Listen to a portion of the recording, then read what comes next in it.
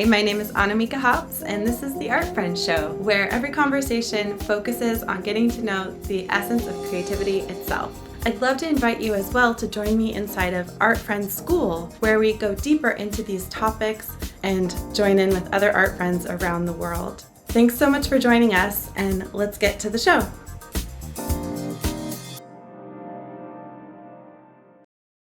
Welcome to the Art Friends Show. Here's an artist you're gonna love to know.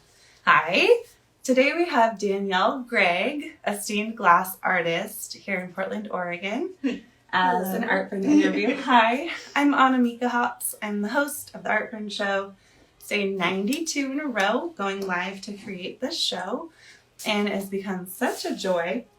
And today Danielle said, hey, I'm going to come over and do it, which is extra fun. Yeah. So before we go into the show, I created this show as a way to get to know the essence of creativity itself, as well as our fellow art friends. Mm-hmm. And to me, art friend kind of represents like our inner artist, our Wonder Woman, our confidence. So it's a fun concept to play with. And I also founded the Art Friends School membership, where you can join to take classes in these topics and have open studios and community discussions with art friends around the world. I love that. Yeah, here we go. Okay, so Danielle, can you just tell us a little bit about yourself and what you make? I currently make stained glass pieces. Mm-hmm. They are meant for the home. I also make plant propagation stations. Oh, you do? I do, cool. Yeah. So it's just a little tube that's attached to the stained glass piece that sits like right next to it. That cool. only holds a few cuttings, but mm-hmm. it's still pretty nifty. Mm-hmm. That's awesome. And I'm usually exploring like abstract shapes in the female body. Mm-hmm. A lot of like fun sayings. Mm-hmm. I've done some Valentine's heart conversations that had like sad boy and simp. Oh, and right. Those were yes. a lot of fun. I'm gonna pull up pictures of your work. Sounds good. So that people can see some examples here. So go ahead. Oh, we're improvising. So I'm on her website is, do you go by she, her? I do. Okay. Her website is sundaysdream.com. And here I'm going to scroll through some of her work. I suppose you could drive too if you would. Oh. Or you could tell me where to stop. Oh. Yeah. How about I'll drive and you tell me where to pause? So I'm always exploring fruits for some reason. That seems to be a theme that I've been going about. Mm-hmm. And sometimes geometric patterns that really draw me in. I just kind of sit down and start doodling weird shapes. Cool. Here you are. Yep. There Boom. I am. That's awesome. There's your art friend self, right? Like, I always love to dress up like super badass as art friend. Great. Here's another example of your work on your Instagram, which is Sunday's Dream Design. If there's anything you want me to click on, you just say the word. I think we can click on, there's a plant propagation that is under the little booty. This one? Yes, perfect. So that's a plant propagation. So oh, cool. That's got all of and mushrooms. I've been on a mushroom kick lately as well. Very cool. Oh man, I want one of these for all my friends because we all love plants. They're all very, very sweet. Yeah. I love how you displayed them. What show? Was this at Unique Markets? This was not at Unique Markets. That was at the Hood River Cider Fest. Mm-hmm. So that was all outdoors and the lighting was amazing. So yeah. My friend Ashley, who is Dawn Jewelry, mm-hmm. she took those that video. Cool. Yeah, she's an amazing photographer when it comes to like catching light. It's a good friend to have. Yeah, which I seem to be incapable of, but mm-hmm. I'm proud of her. Let's look at your Valentine's hearts. Yes. They might be backwards on this live video, but they totally are. Yeah. It's okay. They say, who cares? Hot, not yours. Sad boy. Bite me. They're great. I will be at Portland Night Market with those. I'm going to bring out more of the simp and the sad boy. I love, okay, so I'm sorry. I am a geezer. What does simp mean? Oh, it's more so just kind of somebody in, like, if you were in a relationship with somebody, there's usually more of a dominant person and, like, a more of a person who's, like, always bending to the will and being like, I'll do this for you. Or I'm happy to do this for you. It's more so somebody else who caters to somebody else's needs because it's more of, like, their love language and, like, something that they enjoy doing. That's how I perceive it. Maybe that's not the actual definition. Is it like a compliment, or is it neutral, or is it kind of a dig? I think you could use it as a dig, but I think that you could also use it in a, like, positive note. That, like, my best friend, she has one in her car that says simp. And it's more so the joke of, like, she'd do anything for me, like, that kind of, like, notion. So I don't know. I guess it goes back and forth. It could be a dig. I don't see it as a dig.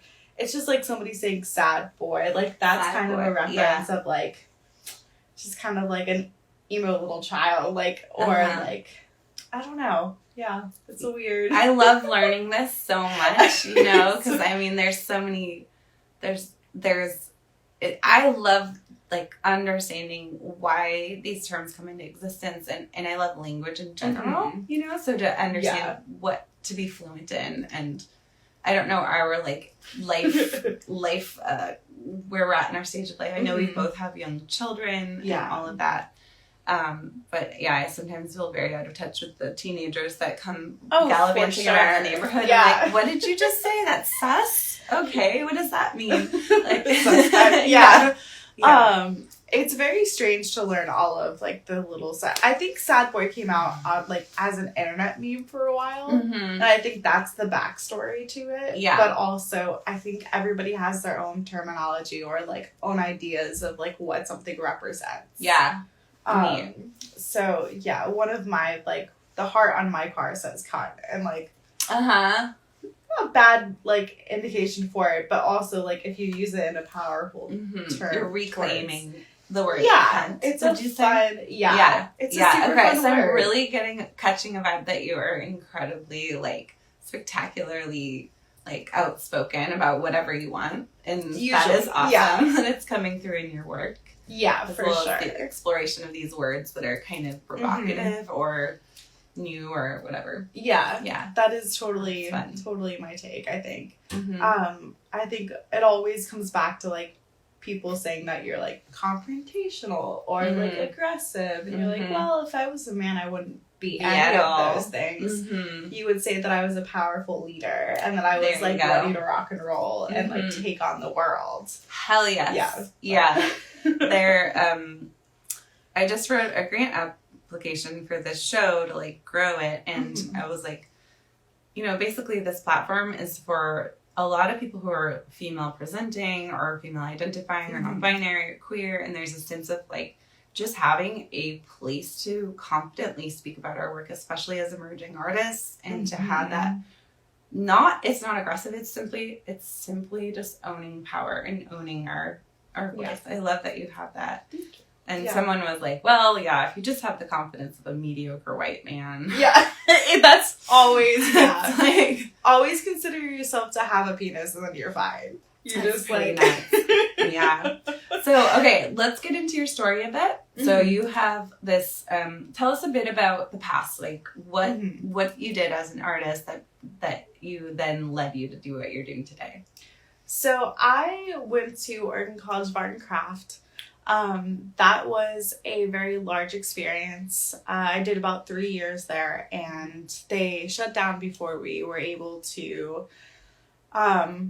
before I was able to graduate. I got approved for my pre-thesis, and I decided to take a step back. I moved out of Portland for a year. Wow, you did? Where'd you go? I did. I went to Austin, Texas. Wow. Yeah. It was a wild adventure. Yeah. But I had a breakup, and I kind of just put art on the back burner for a while because I felt the need to... I was hurting. I was hurting from the situation that had happened, and, like, I had all these notions and ideas of what I was going to do in that journey. Yeah. And it just kind of got slammed in my face. And it happens. Those things are like unpreventable. But I took a few years and took a step back, and then I ended up back in Portland. I met my husband. We got married, had a kiddo. And when my son was born, I decided that I needed to step back into my identity and figure out where I need to go with my own career and my art. Yes. Mainly, I am a stay. Just so we see your beautiful face. They don't really need to see me. I just want you to tell your story. I'm a stay-at-home mom, so I'm typically with my child, and that is wonderful and ideal and cool. But also, as an artist, there's this like notion to continue making art, and you want that to be a full-time job. Right. We all many of us really want that. Yeah. Like that would be the most ideal situation. And having a kid kind of reminds you that you now don't always, like, you don't have control over your entire life now. You have to give bits and pieces to another little being, which is amazing and also like crazy all in the same aspect. Oh, yes. Exactly. I think that when you first have a child, you're learning that your body's not yours for a really long time. Basically, from the like moment you find out that you're pregnant onward, like you don't really own your body, and then you breastfeed if you choose to, and that in itself has its own undertaking of challenges. And then also, once you're done breastfeeding, you have a child that's also still clinging to you, no matter what. Yeah, I hear you. My 4-year-old has been asking to sleep in my bed lately, and we worked so hard to not do this. Exactly. So I discovered art at a young age and just kind of continued. But I think I had a background in metalsmithing originally, but with glass, I found that I didn't need as many tools, and I could continue making art in like some degree where it didn't take as much, I wouldn't say skill set, it's more so I didn't need as much equipment. Because with metalsmithing, I have too much knowledge. I want to make all of these things. I want to cast things. I want to do mold making and just a ton of things that require way too many tools. And there's so much money. Like, if you're talking about casting, you need a kiln to do a burnout. You need the plaster. You need all the pieces. You need the centrifugal force machine. It just like sling the metal. We all just need all the studio facilities of OCAC just available as a community. That was such an amazing time. And like being in college, you don't necessarily understand what you're taking. Like, I took a lot of things for granted when it came to the equipment. Like, you just don't understand what you have until it's not there, and you're like, oh wow, I actually would love to make this, but where do I find this tool in order to make this thing? And it's a whole thing. So I started making glass because I realized I didn't need as much equipment, and I could do it easy enough in my garage. And in the wintertime, I have to bring my grinder in my house because it's too cold to be like grinding glass with my hands being wet. But other than that, it's perfect. It's a perfect setup. That's awesome. Yeah, it's amazing.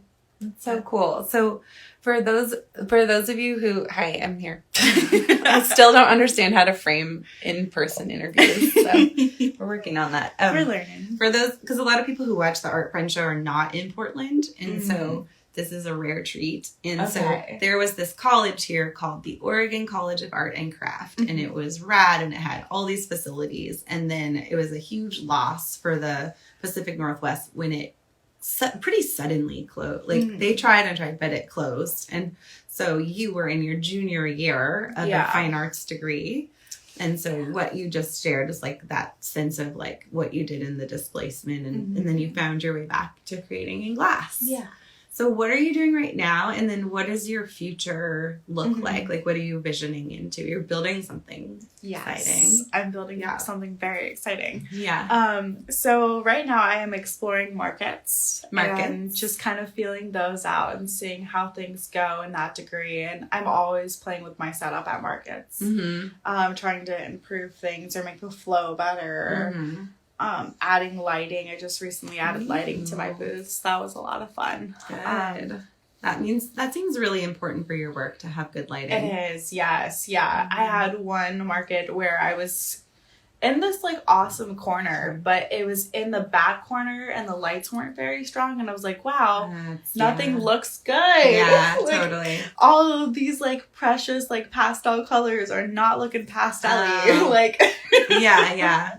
So you're learning how to set your like the thing about markets is you're building like a small store and then you're staffing it. There are a lot. It's a wild time. It really is. And there's always like a recovery. Like I always feel like I had just basically partied all weekend and I have to have a recovery day. Yeah. Like that Monday is just like I don't do it's anything. Like blackout Monday for sure. Like, I don't do nothing. So you're doing markets. Yes. And then what are you currently building? So I am currently building a glass workshop space. Amazing. That's going to be at Milieu. That's also in Selwood. That's so exciting. Yeah. Oh my God. It's going to be great. Yeah.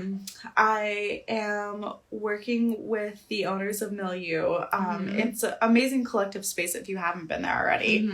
But it will start in July, the construction for the desks and all the gathering of supplies. Cool. And then I'll be sending out a survey monkey to see what dates and schedules work best for people. Yeah. Because I don't think it'll be a traditional, like, I don't think there'll be anything in the realm of, like, basically, like, 1 p.m. to 5 p.m. I probably won't be teaching classes, but like it'll be early morning classes or like late evening classes, and the intent is to do like a 5-hour class, like a one and done. So you make like a glass. You make a piece that you can get to go home with that day. Oh my God. I really want. Do you know Midnight Pacific? Stacy, she does metal jewelry and metalsmithing. I might. She has an account as well called like Midnight Pacific Workshops. Okay. But a lot of what she does is teaching specific. She'll say like, okay, you do a stone set ring and you make the whole thing in this 5-hour workshop. Yeah. Or you do, I really want to connect the two of you because it sounds very similar that you own the studio, you're the teacher, you teach a specific project. Excuse me, like in a weird position talking. Oh, you're okay. But yeah, here, talk. I'm gonna go cough because I have a tickle. No worries. I think the end goal is to have 2 types of classes where one is a little less nitty gritty and you don't have to do all of the work. Yeah. But you still get to go home with a piece and say, I made this. Yeah. Cool. So that'll be like my easy peasy lemon squeezy class, and then it'll probably be something fruit based. Cute. And you're gonna call it that because that's adorable. Yeah. Are you? Or did we just I am. Yeah, I love that. That's great. And then I also plan on doing some form of like a nude photos class, which is going to be amazing. Fun. Yeah, so everybody will send, you don't have to send a nude in if you don't want to. Is it called Send Nudes? It is now. Absolutely. So I'm so into this class. That's going to be great. That's a great title. I love that.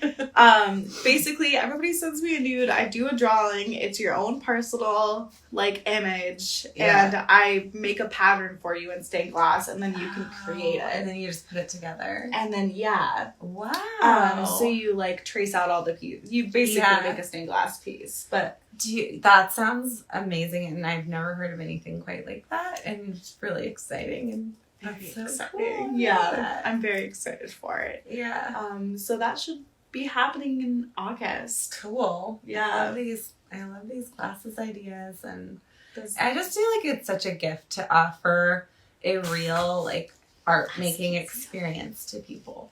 Like you're creating a studio, you're setting them up with materials, you're teaching them the whole bit, and they go home with something. That's massive. I'm very excited about it. I think it'll definitely be I think we'll also attempt to offer like open studios in the sense of like being able to come in and still create. I think the end goal for, especially for Milieu, is to have people come in and just make things. Oh, cool. I think that there's also going to be other items such as like little jewelry making boxes or like some knitting thing, like things that you can like basically buy a little kit and then sit down and start, especially when we're not having classes, for like those desks to be used. Cool. So yeah, it's gonna be a wild space. I'm ready for it. That sounds amazing. I'm really glad to connect with you, and I'm in the neighborhood and I do art things. Maybe we should continue this conversation, you know. That sounds great. Yeah, that's awesome. Cool. Well, invite people to some of your things. What can they join you for? What markets are coming up, or do you? Yeah. The Portland Night Market is going to be June 2nd and 3rd. I will be there with a ton of other people who are also amazing. Cool. Local Portland artists. And then this weekend I'm actually going to go to Ashland, Oregon. Wow, cool. And then I will be with the Golden Grove Collective. And they're hosting a market at a brewery down in Ashland, which is going to be a lot of fun. Cool. And then what else is happening? I think those are the two major events that are coming up. I think I might aim to do First Thursday sometime soon. That would be really cool. I've never done it. I've experienced it, but not as a vendor. So I'm excited about that. Right on. Yeah. You're really hitting the circuit. That's awesome. I think of like shows, the local shows, when I was doing them as almost like the first season was like attending all, if I thought of them as each as a party, it was like just attending all the parties. And then deciding which ones were like really fun for my art and me. Exactly. And like the people that vibed with my art and me. And then it's like that kind of dance of, it's always like the good shows are always like 6 months in advance, the applications. So then you start to hone in on when like you need to apply for things. You're always kind of living 6 months in the future. Always with the massive your calendar. Then you start to drop the shows that aren't really that fun of a party for you and your art. Exactly. So you're in that attending phase. Yes, right now. Exactly. There's a lot of partying. So much partying. So much partying. Alberta Street Fair is also coming up, and I will also be attending that with a few other amazing people. There's going to be Bus 20. There's going to be... What's a Bus 20? Bus 20 is a ceramics small owned business. Cool. They also went to Oregon Arts of Art. Yes, thank you. They're going to be there as well as Golden Finch Collective, which is polymer clay jewelry, but like amazing like colors and textures that you don't normally ever see in polymer. Cool. My friend Victoria owns it, and she makes like marble earrings and just like delicious stuff. Like you want to eat it. It's so good. Cool. So yeah, that'll be happening too. Amazing. Well, I wish you all the best in this endeavor, and thank you for coming on the Art Friends show. Yeah, thank you for meeting in person. Of course. It's a total treat. It's definitely my preference, and I also feel honored to have like a global audience, because a lot of people don't live in a place like Portland that has all of this, and so many things. You can like hear your story echoed, and I appreciate it. Other people, so welcome and thank you. Thank you. Appreciate it. Okay, well, we're going to sign off for today, and go follow her and watch her do all these adventures. And if you're local, go to those shows. And again, I'm Annamieka, and this is the Art Friends show, day 92 in a row of the 100-day challenge going live. And we've really built it. This is a show now, and it's currently like actually being uploaded to podcast platform and YouTube. Nice. So this will go there. That's amazing. And then I am also rapidly learning like how to make better quality ones in the future. And then the Art Friends School membership. Tell all your friends, join the Art Friends School membership. That's what I do. I teach, I have these conversations, and we have a community building in there. So sweet. Yeah. Awesome. Thanks so much. Okay. Bye. Thank you. I'd love to have you inside of Art Friends School, where we go deeper into these topics, Follow the link that's in the show notes or find it on my website at annamieka.com.